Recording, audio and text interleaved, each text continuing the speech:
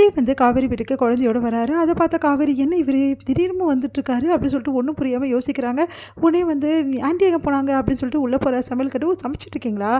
நீங்கள் தான் வருவீங்கன்னு சொன்னீங்களே தம்பி, அதான் சமைச்சிட்ருக்கேன் அப்படின்னா சிக்கன் இப்படி பண்ணக்கூடாது நானும் ட்ரை பண்ணுறேன் ஹெல்ப் பண்ணுறேன் அப்படின்னு சொல்லிட்டு அவர் பாட்டு சமையலில் வந்து ஹெல்ப் பண்ணிகிட்ருக்காரு சாரதாக்கு. இதெல்லாம் பார்த்தா காவேரிக்கு ஒன்றுமே புரியல. இங்கே வந்து குழந்தை என்ன பண்ணுறா, நம்ம காவேரி கிட்ட எனக்கு அப்போவே தெரியும் அப்பா இங்கே தான் கூட்டிகிட்டு வருவான்னு சொல்லிட்டு எனக்கு ரொம்ப சந்தோஷமாக இருக்குது மிஸ் அப்படின்னோடனே எனக்கும் ரொம்ப சந்தோஷமாக இருக்குது அப்படின்னு யோசிக்கிறாங்க. மிஸ் நாங்கள் வருவேன் நீங்களும் எதிர்பார்த்தீங்களா மிஸ் அப்படின்னோடனே எதிர்பார்க்கவே பார்க்கல, ரொம்ப சர்ப்ரைஸாக இருக்குது, நாங்கள் சர்ப்ரைஸ் கொடுக்க தான் வந்தோம் அப்படின்றாங்க. ரொம்ப நல்லது அப்படி சொல்லிட்டு கட்டிக்கிறாங்க.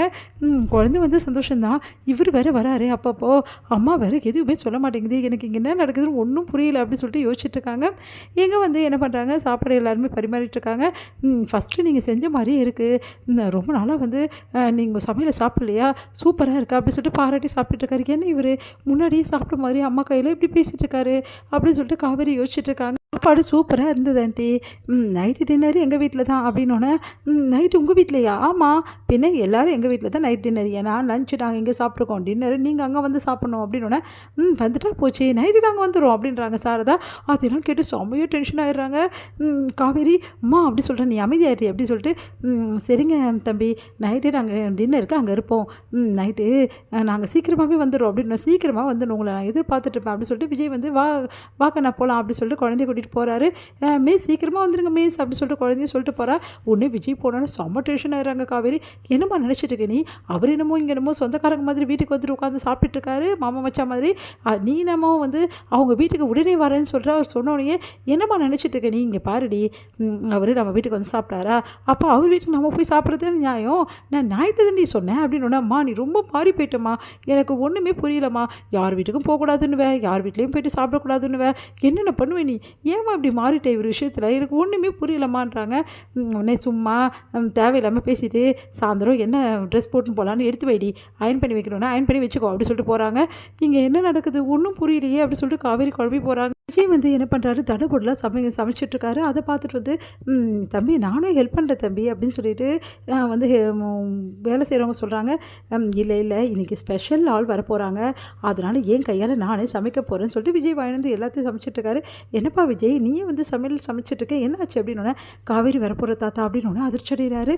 என்ன சொல்கிற விஜய், காவேரியா அப்படின்னு சொல்லிட்டு ஓடி வராங்க. அவங்க சித்தியும் சித்தப்பாவும் என்னடா திடீர் திப்புன்னு அப்படின்னோடனே, இது திடீர் திப்புன்னு இல்லை, மத்தியானம் நாங்கள் போய் சாப்பிட்டுட்டு வந்தோம் காவேரி வீட்டில், அதனால் காவேரியும் அவங்க அம்மாவும் இப்போ வர சொல்லியிருக்கோம், நீ அத்தையும் காவேரி இங்கே வந்துட்டோன்னே அவங்களுக்கு நல்லபடி விருது சமைக்கணும்ல, அதான் சமைச்சிட்ருக்கேன் அப்படின்னோடனே, என்ன விஜய் எதுவுமே சொல்லலை அப்படின்னு வந்து சித்தப்பா கேட்குறாரு.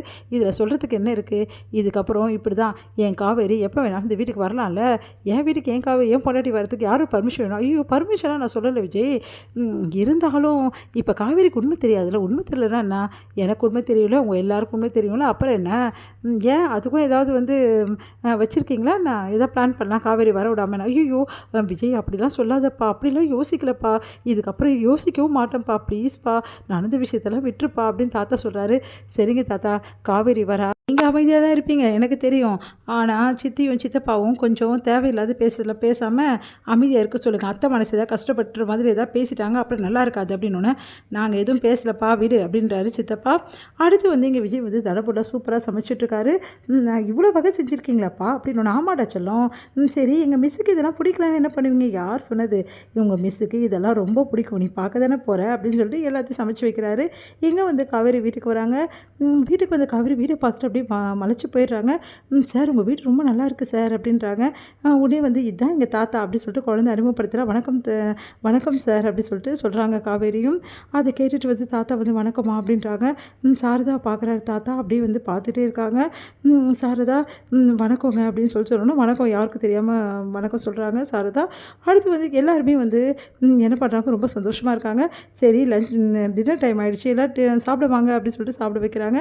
காவேரி வந்து சாப்பாடு சூப்பராக இருக்குது, உங்கள் வீட்டில் ஒர்க் பண்ணுறவங்க நல்லா சமைக்கிறாங்க அப்படின்னோடனே, செல்வி ஆண்டி இன்றைக்கி சமைக்கலை, இதெல்லாம் சமைச்சது என் அப்பா தான், எப்படி எனக்கு பிடிச்சதெல்லாம் சூப்பராக சமைச்சிருக்காருன்னு சொல்லிட்டு ஆர்வமாக சாப்பிட்றாங்க.